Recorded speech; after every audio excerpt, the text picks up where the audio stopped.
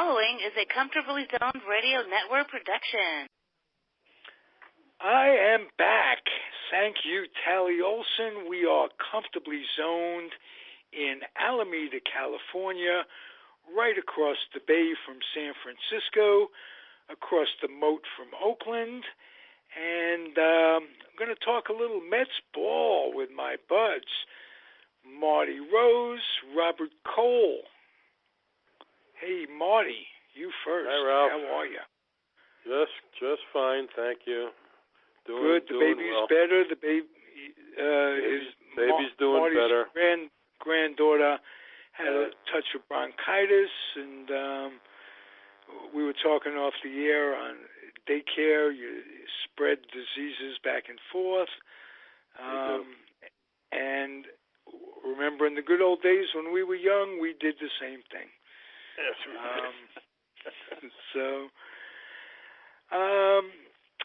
let's talk before we get into the nuts and bolts of what's going on with the Mets, and it really isn't particularly good. I see a mediocre team all year, if the truth be known, especially with Syndergaard going out, and that really makes them incredibly weak. Given that Vargas was having a hard enough time putting 3 back-to-back starts as the 5th starter, now he got to move him up, and that makes everything else weaker. But let's go back and talk memories. Mert and I have talked about, on this date when we're recording, the Mets played in 1962 a doubleheader that I attended. And Mert and I have talked about it over the years. It was the day that Marv Throneberry established his rep, let's say. Casey said on his birthday, we were going to give you a cake, but we were afraid you'd drop it. So I went to that doubleheader. I attended it. It was the one that Marv missed first, second, and third. Cookie Lavagetto comes out to keep Casey away, say he missed first as well. And it was also the day that Lou Brock became the second man in history, only the second man. Surprise everybody. The third man did it the next day in the Polo Grounds to hit a ball into the bleachers. And for those who don't know, it was 475 out there, right, Ralph? Right, something like that, depending on which part of the bleachers. But that's had to be the biggest park going. Yep. And Lou Brock, one of the most unlikely, this is Lou Brock before he went to the Cardinals.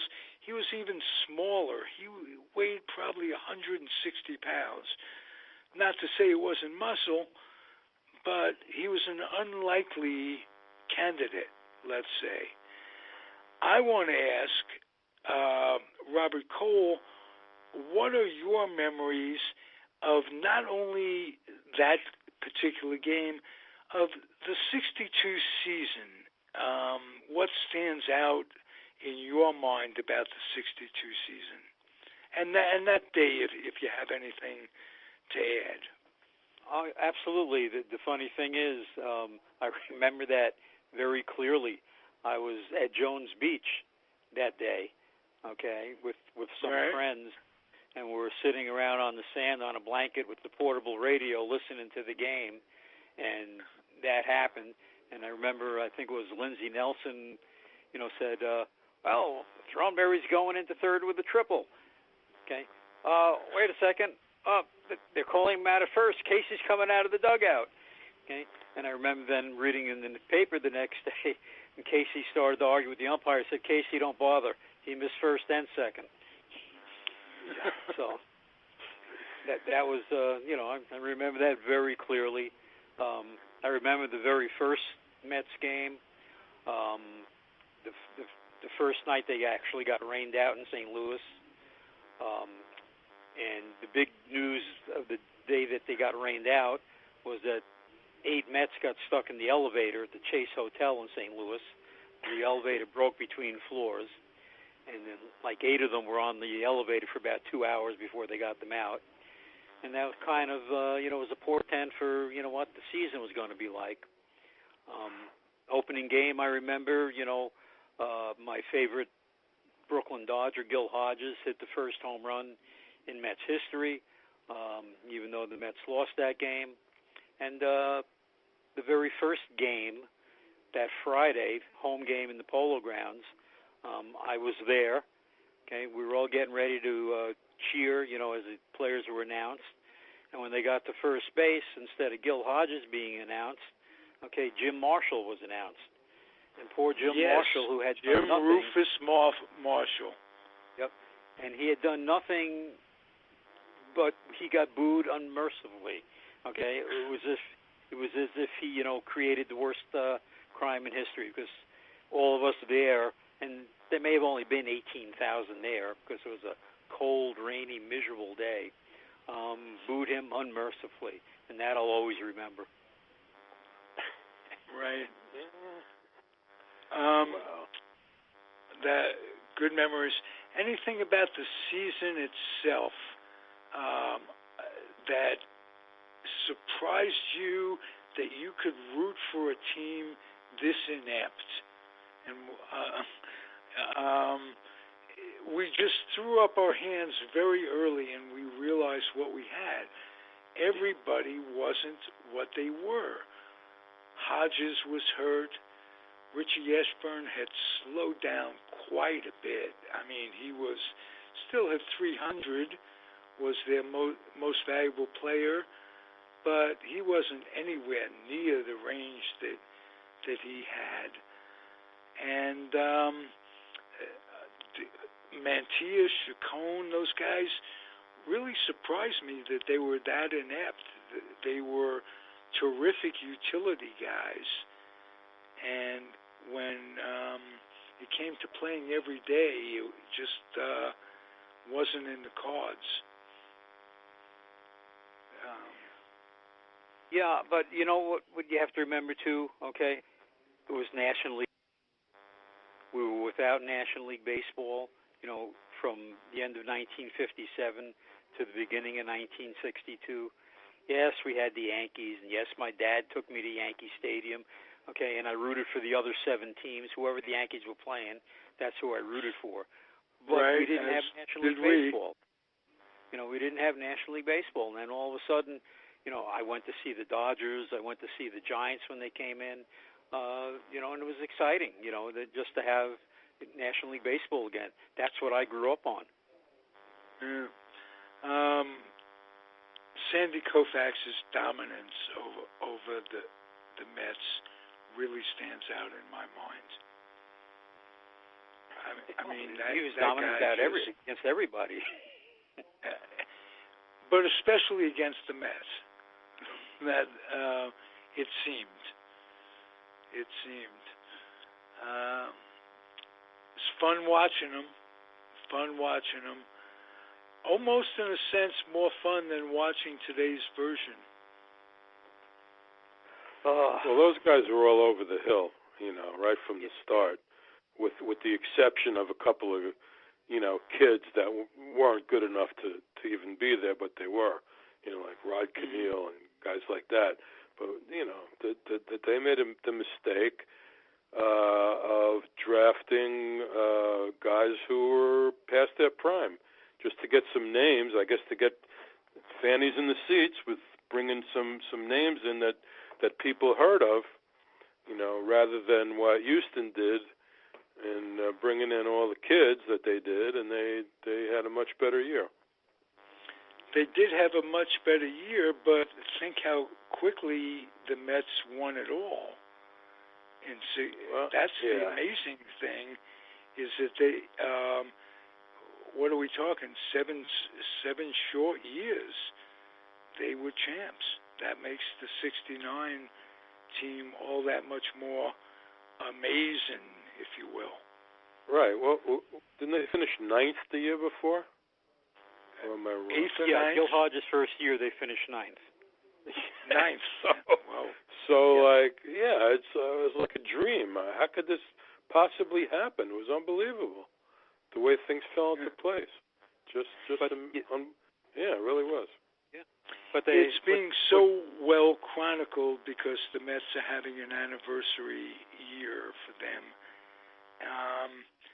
It's nice to see guys coming back, and it's nice that Ed Kranepool got the kidney, is recovering nicely.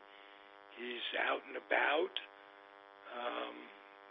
That's in itself. Ryan said he wasn't coming today. Ryan said he wasn't coming for some reason. Why is I didn't get the reason. I didn't get the reason. I just said he just said that he won't be there. You know, a couple of guys can't make it, like Al Weiss can't make it, and a few other guys that just for one reason or another, can't Tom make it. Tom Seaver, of course, is retired from public life, and I don't think Buddy Harrelson is getting around much as well. No, probably not, no. But I think Gentry also will not be there. Oh, really? Yeah. I saw the list of guys that aren't making it. He was on it, so.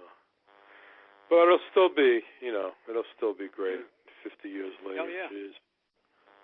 Well, it's not like these 50 years haven't gone by in such a flash when you stop to think about it. Well, yeah. It's very true. It's almost, it's unbelievably scary, and I can remember going to my grandparents' 50th anniversary party and what have you. 50 years is a long time, and wow. Yeah. And it's nice that we have these memories and they're clear, because not everybody reaches our age. Yeah. So we're blessed in that way, guys. What we're not blessed is to have. It's almost an obligation to talk about this team. So I'll lead into it.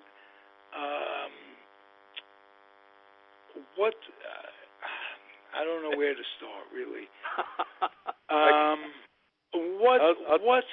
Let's start on a positive note. What's positive, Robert Cole? Well, Peter Alonso is positive. Right. Jeff McNeil is positive. And one other guy, and that's it. Okay. Who's that other guy? Who's the other guy? Dom Smith. DeGrom. Oh, DeGrom. Yeah. Yeah, DeGrom is. Yeah, absolutely. But seriously, outside of those three guys, who is good? Who is not very good? Who's any good? And who's not mediocre? That's what I'm saying. Well, we got to see Cano last night or the day before in good health, and he had no trouble running down the line. We must admit he's got a pretty good stick, and he was before he got hurt and or jaked it. Well, I don't know which comes first, the chicken or the egg, but he was playing some pretty good ball. So I'm trying to look for the positive in him. Be nice if he came back strong. Yeah, well, because he came back strong and he's in there today, McNeil is in left field and he butchered a ball in the first inning. Yeah. So it's not, I'd rather have McNeil at second and Cano the hell out of here. I don't care what he can do for a little while. That trade is going to set the Mets back 5 years. Okay, that trade. Okay, first of all, the man who made the trade shouldn't be in the position that he's in. And we talked about this last year, right after he was named manager. Okay, we were all over Keim Bloom, and he should have been the one that was picked. But, he slicked it through. He sold the Wilpons on, no, you don't have to rebuild. Okay, a couple of tweaks here and there, and we'll be right into things. And, of course, his famous last words, come and get us. Well, they've come and gotten them. Okay, and they've come and gotten them. And if you saw my little picture that I put online, Custer's last stand. Okay, that's exactly what it's become, and it's just terrible. I can't see them recovering from this for 5 years. Keim Bloom had a plan, and don't get rid of your young players. The very first thing he did was make that trade. Got rid of, who was considered the best hitter in the draft last year and a good young pitcher. I'd rather have Jay Bruce than Robbie Cano right now, tell you the truth. Yeah, well, Jay Bruce is having a very, very nice year, it turns out, as people do when they leave this organization. Oh, you talk about that. Okay, Hansel Robles is the California Angels closer. Okay, doing a nice job. Yeah, he's got 10 saves already, and he did a 1-2-3 boom boom boom on the Rays yesterday, and he looks like a legitimate closer. And when he was with us, of course, he was the arsonist. So right, and Diaz, who was lights out last year to Seattle, is just maybe it's playing in New York. Maybe it's coaching. I think these relievers just go 1 year good, 1 year bad too many times. Very few of them are consistent year after year after year. Very few. Yeah, you're right. There's only been one Mariano Rivera, and even he had his hiccups once in a while. Yeah, sure. So, and that's what everybody was saying. When I was complaining about, Robbie Cano, we got a lockdown closer. He locked down, I don't know. That was last year. Yeah. Yeah. That was last year. Yep. Well, that was yesterday, and yesterday's gone, somebody once said. Yeah, how do you guys rate Ramos, Robert? Disappointment. Big disappointment. I saw him up close the last 2 years, especially last year with the Rays. Hell, we saw him when he was with Washington. He was the Buffalo. He used to torch the Mets when they we played him, and 300 hitter. And if he hadn't hurt his knee, he would have gotten a huge contract from somebody. And then he has a good year last year. Comes here and he's hitting .279, 8 home runs, but that's not what we expected. Double play machine also. Yeah. Marty, I'm going to ask you this question because you and I were watching a game and texting back and forth, and I think they were losing 14-1. Conforto makes a nice catch in right field, nice sliding catch, comes up laughing like hell as he comes into the dugout. Oh, yeah. And we both had the same at the identical time. Why is he laughing? Yeah. Why is he laughing? And I said something like, it must be payday. And Mo says, it's the $50 billion in his back pocket. $4 million in the bank. Yeah, that's why right. he's laughing. It's easy to laugh. But you know what? If I were the manager right there, I would be livid at that. Yeah. On the field, that's what a tone that's setting to the fans. Like, screw you. Somebody like 100. Yeah, somebody like Yogi Berra would pull him out of the game. Oh yeah. Like a Phil Linz type thing. Yep. Hodges would go nuts. Yeah, it's different. They just treat the players different nowadays. I don't know why. Well, because the players are getting more money than they are. So well, there's very what are you going to do? In the old days, the manager used to be the highest paid player on most teams, and that's not the case anymore. No, very good point. Shot. Well, anyway, I mean, I was taking a look at some of the minor league players just to see if there's any chance of anybody that could possibly come up and help. And I'm telling you, man, there is not much in Binghamton or Syracuse. However, one name stood out. I can't say I ever heard of the kid. He's 24 years old, 6th-round pick in 2016. He's a relief pitcher. Had a 0.95 at Binghamton. Bumped him up to Syracuse. 0.87 at Syracuse. 12.2 innings in 8 games. 1 run, 5 walks, 15 strikeouts. And his name is Steven Nogosek. You guys ever hear of him? No, I haven't. No, me neither. Yeah. So there was another guy that they just brought up to Syracuse, Riley or something like that, who's been getting torched since they brought him up. Oh yeah. Well, our buddy Anthony Kay, had 1 start in Syracuse and 5 runs in 4 innings. So now he was on a fast track to come up. Yeah. Well. Yeah. I mean, 1 start. I mean, I'm not going to hold that against him. First time. No, I know. Still, first start he got bombed. Yeah. But I never heard of this Nogosek. I never heard anybody mention his name. No. Even the writers that are on Twitter every day, never heard any of them mention his name. So I wonder when somebody's going to mention his name. We don't have one decent reliever on this team, except maybe Lugo. The rest of them stink. Well, the guy they got from Cleveland is incredible. I think he pitched 38 innings or 38 games. 38 games. Yeah. His ERA is over 6. Yeah, Pounder. Yeah, he's got Pounder. the right name for it. Yeah, they pound him every day. But well, he pitched 1 good inning the other day, so good for him.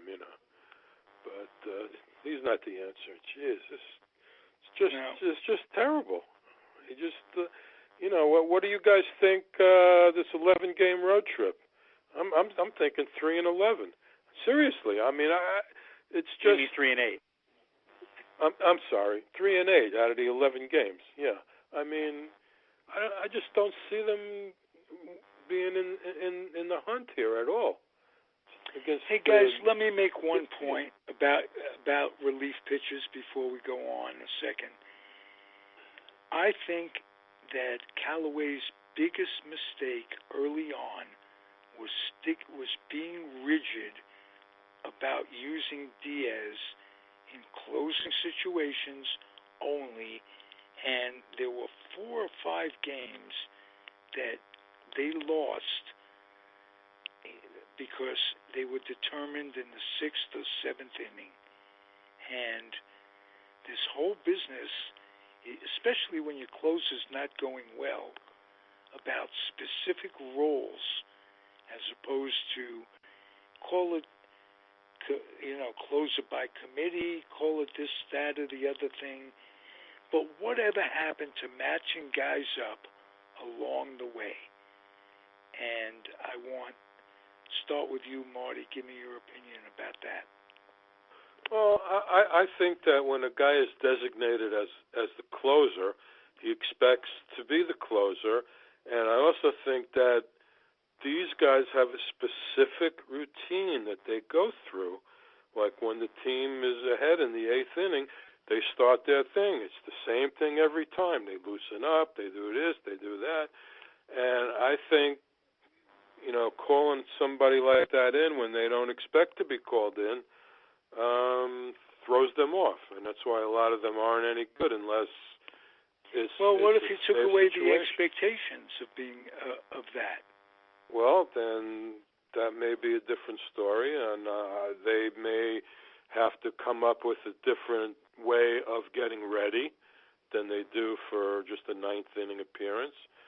If they know about it ahead of time, yeah, maybe so. But most of the them reason don't. I'm saying that, these guys know about it. They're in roles, and it ain't working. So well, that's true. That's very true. You're right about that. And how long do you go on with it not working, and until you make a change? And Robert, you follow Tampa. Yes. Aren't they a good example of creativity with the pitching staff? Absolutely. What you were just saying is Tampa. Okay, nobody has a defined role. He uses his closer in the sixth inning if he has to. He uses Ryan Stanek, as his opener. He uses Ryan Stanek in the seventh inning. He uses Ryan Stanek in the ninth inning. He uses guys all over the place. And you talk to these guys, and they get interviewed, and they're fine with it. They're absolutely fine with it because they said, we're ready to go. Whenever we're needed, wherever we're needed. There's never been a defined role, these last couple of years with the Rays. So yes, and that's called the clubhouse culture that has to be developed somewhere. And I don't know. Look at their record. Compare them to the Mets. Okay. Well, and again, you have the problem where the Wilpons, mindset is old school. I mean, they never even wanted to get into analytics. Analytics plays a big role in what the Rays do. They match up rather than have a ninth inning guy or an eighth inning guy and a seventh inning guy. And, it's just the whole, like you said, it's the whole culture. And you're not going to change the Mets culture with the people that are in charge right now, unfortunately. Okay. Being a lifer Met fan isn't always as easy as it looks. The colors are pretty. The memories are great. But when you wake up in the morning, and last week was terrible. We had a 48-hour period there when we lost 3 games that we should have, could have won. Let's put it that way. And they should have swept the Cardinals. All 4 games. Yeah, that's what I mean. Yeah. And and you want to think about last year. Okay, already as bad as this June is, they already have more wins this June than all of last year. Yeah, that's right. Maybe we should be feeling blessed because we were almost suicidal last year. So now, hats off to former Met D'Arnaud, whatever. D'Arnaud, yeah. He's playing. He's doing well. Yes, you mentioned he's throwing better. Yes, he is. Robert. Yep. And hey, give a guy credit, whatever it is. It just seems that too many guys, Murphy, Turner, and the like, bloom late. Let's put it that way. Come into their own after they leave here. Now, that could be coaching, guys on other teams, coaches on other teams, pick up a little something that they can tweak these guys on. I don't know. But I see basic mediocrity going down that I don't like. I like the memories more than I like the present. So. Yeah. Unfortunately, I think the rest of this year, especially after this road trip, if it's like all 3 of us expect, we're going to be living the rest of the year on memories. Well, when you say what we expect, I don't even know what to expect anymore. Last year they get off 11-0, 11-1, something like that. Expectations went up. This year they were a little tempered, but boy, they made some deals that we agreed with, all three of us. So we did have expectations, and they were playing well about a week before St. Louis. They were starting to gel a little bit. Unfortunately, that's been why they're a 500 team, or 3 under 500 going into tonight, something like that. Is they have a couple of good games. Like I've been saying, 2 steps forward, 3 steps back, and that's the way it seems to be. And I don't see that getting any better. Okay. They would have won that game that was suspended when the umpires were covering the field, and the Mets talked them out of it. If they would have covered the field, they would have won that game because they were ahead in the 8th inning. Right. So, boy, was that dumb! Holy crap! Unbelievable. Yeah. But, these are on-field decisions that don't seem to be working out. And I watch a lot of the Yankees too. Boone doesn't seem to have these troubles. Well, I don't watch them very much at all, but he's got the players. I don't know how they're doing it with that pitching, to tell you the truth. And with the injuries, you got to give Cashman a lot of credit for that. Hey, let's hope for a good road trip, and I thank you guys. Good conversation, my friends. All right. See you next week. All right. We got, hang in there, everybody. We have Bill Cashadas from the Comfortably Zoned Network. Spoke with Vaughn Hayes, and he's coming up right after this interview, so hang tight. Thank you, guys. Be well. It's the Comfortably Zoned Radio Network. I'm Ralph Tyko, and we'll see you guys in a couple of weeks. Sounds good. Night. Be well. You too. Bye.